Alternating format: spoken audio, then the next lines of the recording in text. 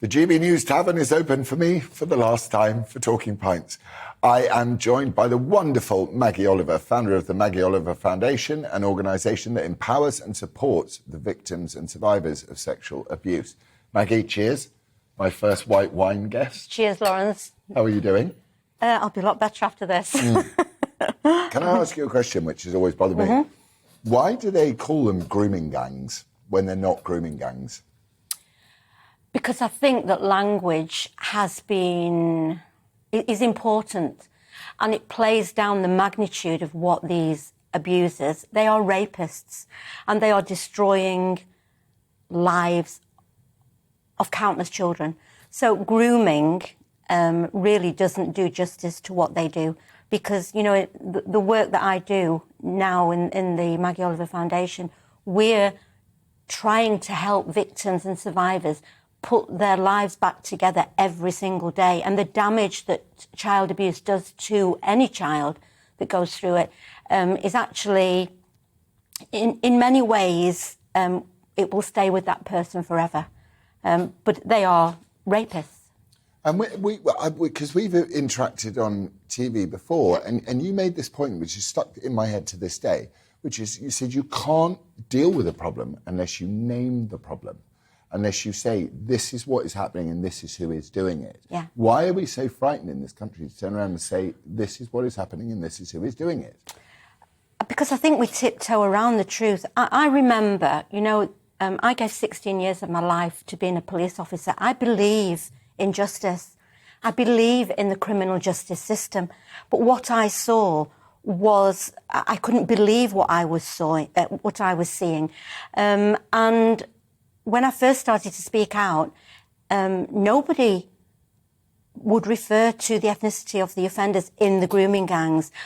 What I would say is that at the foundation, we deal with child abusers from all kinds of ethnicities, whether it's in the family, whether it's an uncle or a teacher or but the grooming gangs, which is what they're called, they are predominantly Pakistani Muslim men.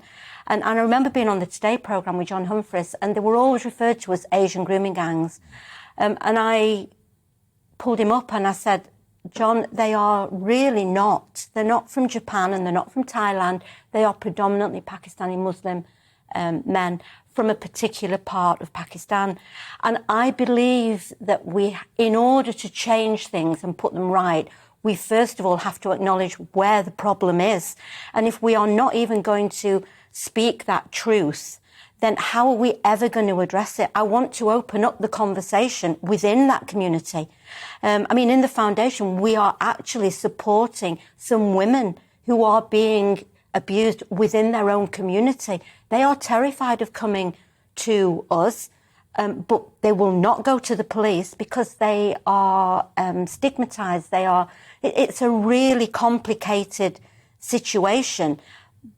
But we're not very much further on now than we were 10 years ago, except now we have awareness. And if there's one thing that I think I'm fairly proud of, is that I opened up this subject to the country. The Drama 3 Girls that, I was the programme consultant on, it doesn't go far enough. It lets the police off very easily. It lets the CPS off very easily. But what it did do, it educated the country in what was happening to generations of young white girls throughout mostly the north of England. And I think that was the first step. We still have chief constables. We still have those at the top of these organisations still trying to say these are problems of the past.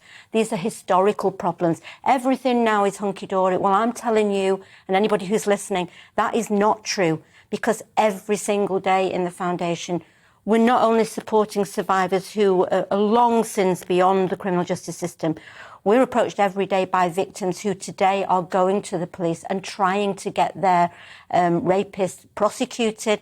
They struggle. We all know that policing and the criminal justice system is in a complete and utter mess. There's a lack of training. There's not enough investment. But there's also an obsession with this idea of anti-racism. I remember when I stood for London Mayor, I asked the Metropolitan Police representative who has to meet the mayoral candidates, I said, are you an anti-racist organisation? He said, absolutely. And there was a sort of commitment in his eyes, which was so ideological and weird. And I was like, why are you not focusing on just solving crime, number one, for the taxpayer, so that we feel safe? It must be very...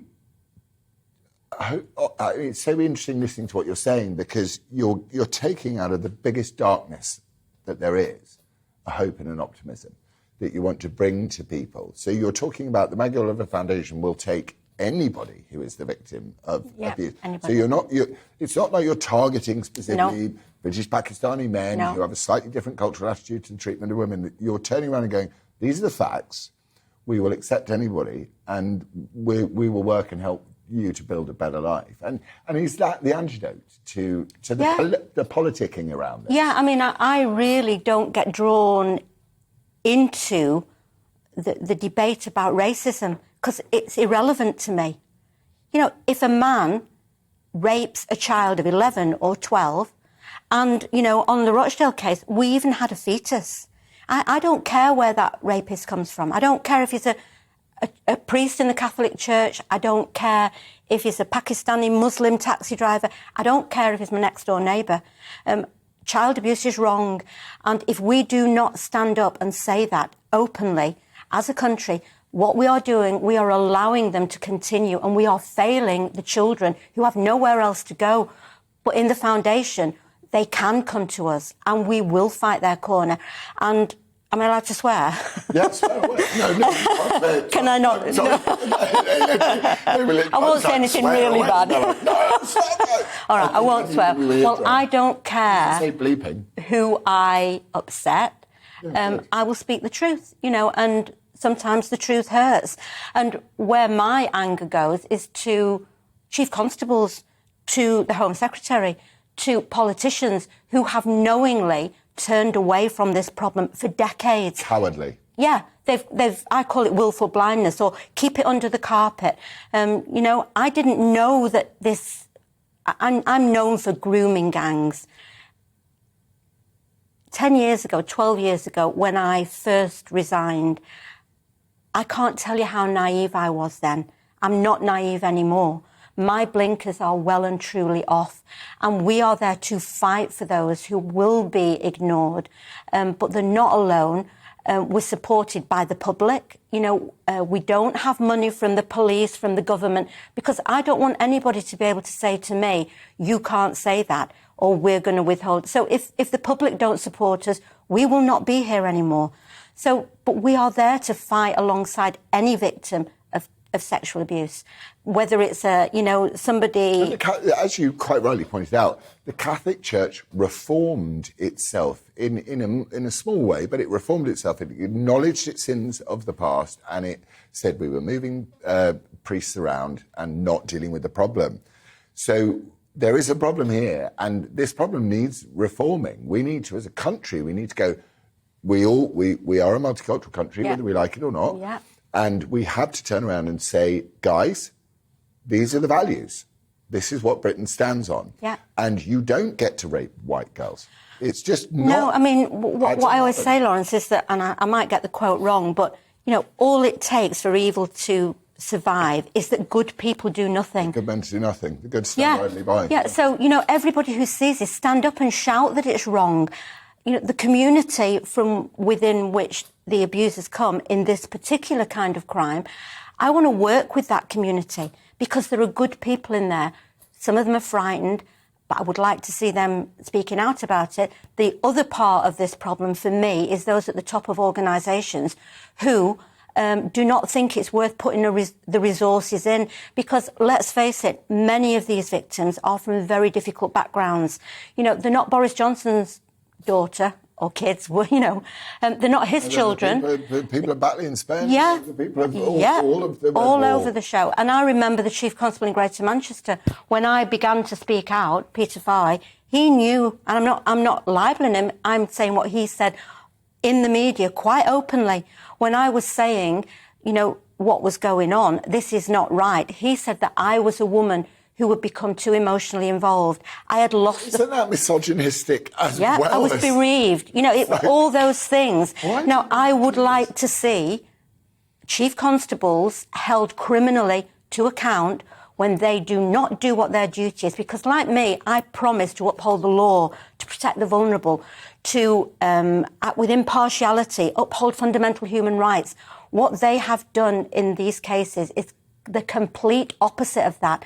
And they are guilty, in my mind, of gross criminal neglect, misconduct in a public office. And I want to see one of them standing in a court of law, facing prison. And I can guarantee that we would never see these failures again, because everybody would be looking at their big fat pension and walking out the door. I don't blame police officers on the ground. They are, trying to juggle monumental crime queues. They are not paid properly anymore.